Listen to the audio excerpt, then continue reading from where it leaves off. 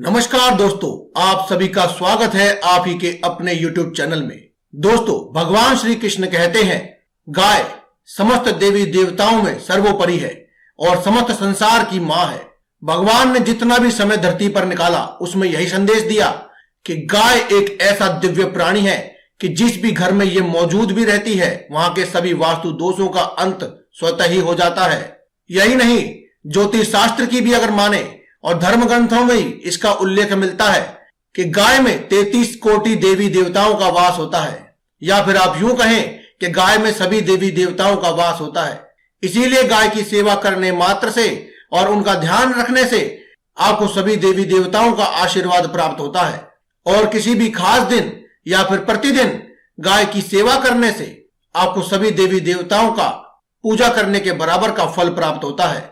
गाय की रीढ़ की हड्डी में सूर्य केतु नाड़ी होती है। गाय पर सभी प्रकार के नक्षत्रों का प्रभाव सीधे तौर पर पड़ता है। जब सूर्य की किरणें गाय पर पड़ती हैं तो उसकी रीढ़ की हड्डी के कारण गाय स्वर्णाक्षर नाम का पदार्थ बनाती है, जो कि गाय के दूध में भी मौजूद होता है। इसी कारण से आपने देखा होगा या महसूस किया होगा कि गाय का दूध हल्के पीले रंग का होता है। गाय के दूध को पीने के भी बहुत से लाभ होते हैं, या फिर गाय के दूध से भी बहुत प्रकार के उपाय किए जा सकते हैं।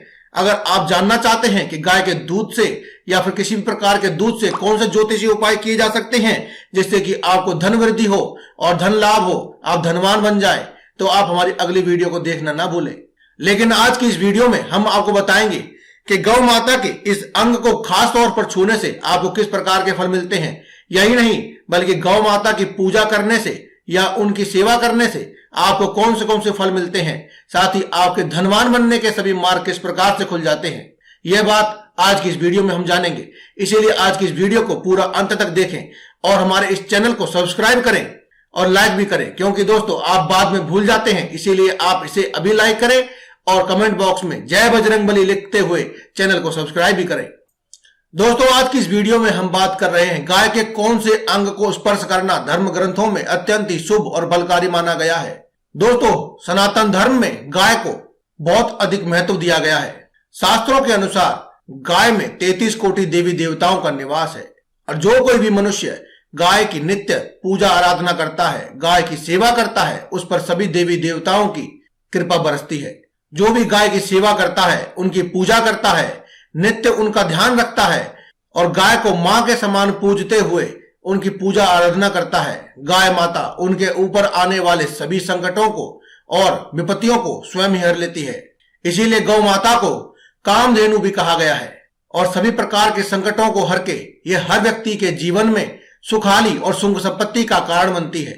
इसीलिए पुराने समय में कहा जाता था कि आप जो भी पशु पालें, लेकिन घर में एक गाय अवश्य होनी चाहिए। पुराने समय में कहा जाता था कि जब गाय वन से अपना भोजन आदि ग्रहण करके या फिर गाय चरने जब जाती थी, जब वहां से वापस आती थी, तो उसके जो खुरों के द्वारा धूल मिट्टी जो उड़ती है उससे व्यक्ति के सभी पाप मिट जाते हैं। दोस्तों, अगर कोई व्यक्ति पढ़ाई में कमजोर है, आपका बच्चा अगर पढ़ाई में कमजोर है, आप कोई परीक्षा की तैयारी कर रहे हैं और आपका बच्चा आपको लगता है कि उत्तीर्ण नहीं हो पाएगा या फिर बोलने में असमर्थ है, ज्यादा गुस्सा करता है, तो आपको उस व्यक्ति के नाम से या फिर उस व्यक्ति के हाथों से गाय को हरा चारा अवश्य खिलाना चाहिए। क्योंकि दोस्तों, ऐसा करने से आपकी कुंडली में जो बुध ग्रह की स्थिति खराब होती है वह सुधर जाती है। क्योंकि ये लक्षण होते हैं कि बुध ग्रह खराब है। अगर किसी व्यक्ति में आपको लक्षण दिखाई देते हैं तो समझ लीजिए कि उस व्यक्ति का बुध ग्रह खराब है और बुध ग्रह को मजबूत करने के लिए आप गाय को हरा चारा खिलाइए। गाय को हरा चारा खिलाने से व्यक्ति का बुध ग्रह बिल्कुल सही स्थिति में आता है और व्यक्ति के सभी समस्याओं का अंत हो जाता है। इतना ही नहीं, बल्कि गाय का दान करना भी शास्त्रों में बहुत ही फलदायी बताया गया है। दोस्तों, व्यक्तियों के जीवन में ज्यादातर समस्याएं आपने देखी होंगी कि आपने मंगल ग्रह जब खराब हो जाता है, जब मंगल की दशा खराब होती है, तो व्यक्ति के जीवन में उथल पुथल हो जाती है। भाग्य अपनी ऐसी करवट बदलता है कि जिंदगी ही बदल जाती है। वह व्यक्ति हर तरफ से मारा मारा और परेशानी में घूमता है। ऐसे में अगर आप किसी भी ब्राह्मण को या फिर किसी गरीब व्यक्ति को गौ माता का दान करते हैं, गोदान करते हैं, तो उस व्यक्ति के जीवन से मंगल की वजह से, मंगल की खराब स्थिति की वजह से जो भी जीवन में अमंगल हो रहा है सभी शांत हो जाते हैं और मंगल की दिशा सुधरने के साथ ही व्यक्ति के जीवन में ऐसे सुधार आते हैं कि उसकी किस्मत ही पलट जाती है। दोस्तों आपने गाय के साथ साथ देखा होगा कि एक काली गाय भी होती है। इस काली गाय का भी दान बहुत ही महत्वपूर्ण होता है। दोस्तों अगर आप अपने जीवन में नवग्रहों की शांति करना चाहते हैं, खासतौर पर शनि की शांति करना चाहते हैं, तो आपको काली गाय का दान अवश्य करना चाहिए। ऐसे व्यक्ति जिसके जीवन में नवग्रह या फिर खासतौर पर शनि राहु केतु की पीड़ा है, उस व्यक्ति के जीवन में जब भी वह गौदान करता है तो शनि देव की ऐसी कृपा होती है कि उसके जीवन में सब कुछ बदल जाता है।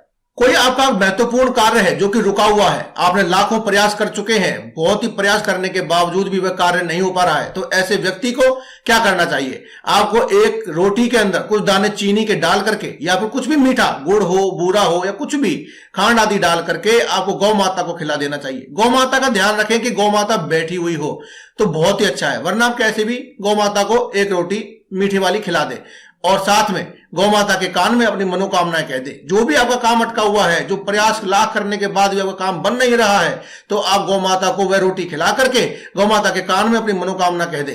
अगर आपको लगता है कि आपकी घर से माता लक्ष्मी रुष्ट हो चुकी है, आपके घर में लक्ष्मी टिकती नहीं है या फिर आती नहीं है, तो आप गाय की नियमित पूजा करें, क्योंकि गाय की नियमित पूजा करने से माता लक्ष्मी की विशेष कृपा होती है।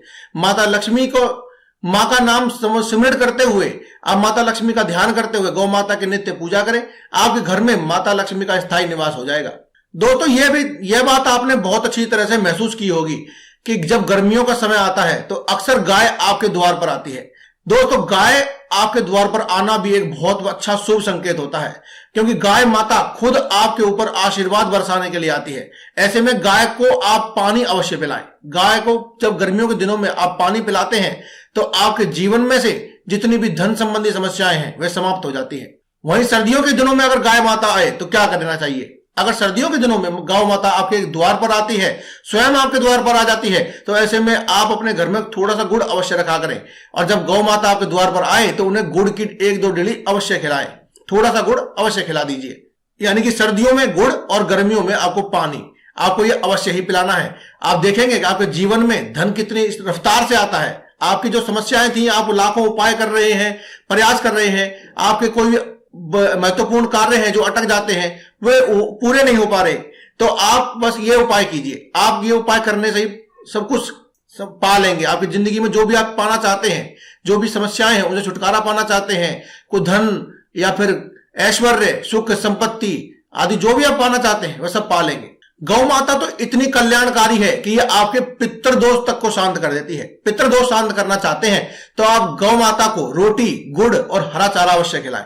यह कार्य आपको अमावस्या के दिन करना चाहिए, क्योंकि अमावस्या का दिन खास तौर पर से पितरों के लिए ही समर्पित होता है। पितरों के लिए उनको याद किया जाता है, उनके लिए उपाय किए जाते हैं। इसलिए आप अमावस्या के दिन रोटी, गुड़ और हरा चारा गौ माता को खिला दीजिए। आपके पितृदोष यूं ही शांत हो जाएंगे। कोई भी आपको बड़ा कार्य या फिर बड़े खर्चा करने की जरूरत नहीं है। दोस्तों अगर घर में बच्चे ऐसे हैं जो कि अभी कहा नहीं मानते हैं, गुस्सैल हैं, बात बात पर गुस्सा करते हैं, नाराज हो जाते हैं, कहने से बाहर चल रहे हैं, आप जैसा कहते हैं वैसा वो करते नहीं है, यानी कि सीधे शब्दों में कहें कि बच्चे बिगड़ चुके हैं, तो ऐसे में आप क्या करें? तो ऐसे में आप बच्चे के हाथ से लगा हुआ भोजन गाय को करा दीजिए। ये तो पता है कि बच्चा शायद ना भी खिलाएगा, लेकिन आप बच्चे के हाथ से स्पर्श किया हुआ भोजन आप खिला दीजिए। आप देखेंगे बच्चे के स्वभाव में बदलाव आएगा। दोस्तों गाय के शरीर में एक ऐसा अंग होता है जिस अंग को अगर आप स्पर्श कर लेते हैं तो आपकी सभी मनोकामनाएं पूरी हो जाती हैं। मनोकामनाएं चाहे कैसी भी हो, मतलब आपके समृद्ध होने के लिए, सुख संपत्ति के लिए, मतलब अच्छी भावनाओं से मांगी हुई मनोकामना जो भी है वह पूरी हो जाती है। इसमें वो करना क्या है? आपने गाय की पीठ पर उभरा हुआ एक कुबड़ देखा होगा। इसमें सूर्य केतु की एक नाड़ी होती है। इस पर आपको हाथ फेरना चाहिए या फिर आप उसको स्पर्श भी कर लेंगे तो आपकी जो भी मनोकामना है वह पूरी हो जाती है। जो व्यक्ति इस कुबड़ पर हाथ फेरता है या इसे स्पर्श करता है उसके सभी आर्थिक संकट दूर हो जाते हैं। इतना ही नहीं बल्कि दरिद्रता का भी पूरी तरह से नाश हो जाता है। कहा जाता है कि इस कुबड़ पर हाथ फेरने से 7 जन्मों की दरिद्रता तक भी मिट जाती है और साथ ही व्यक्ति के जीवन में कभी भी रोग दोष नहीं आते हैं। या फिर आपके घर में कोई लगातार बीमार है तो उसके लिए भी आप यह उपाय कर सकते हैं और आपके घर में जितने भी रोगी हैं आदि हैं वह भी जल्दी ठीक हो जाएंगे। इसीलिए जब गौ माता आपके द्वार पर आए तो उसकी पीठ पर, उस उभरे हुए कुबड़ पर एक बार हाथ अवश्य फिराएं या फिर आप उसे एक बार स्पर्श करके हाथ जोड़ करके अपनी मनोकामना अवश्य कहें। इसके अलावा दोस्तों अंत में आपको बताना चाहेंगे कि हर कोई व्यक्ति का सपना होता है कि एक बार जीवन में उसका अपना घर हो, लेकिन क्या हो, जब आपके घर में कभी भी सुख शांति ना हो, कलह का वास हो, तो ऐसे में आपको क्या करना चाहिए? ये सभी समस्याओं को दूर करने के लिए आप क्या करें, जब भी आप अपना घर बनवाने के लिए जमीन खरीदें तो घर बनवाने से पहले एक ऐसी गाय को और उसके साथ उसके बछड़े को एक बार उस जगह पर अवश्य बांध दीजिए। कम से कम 1-2 रात के लिए अवश्य बांध दीजिए।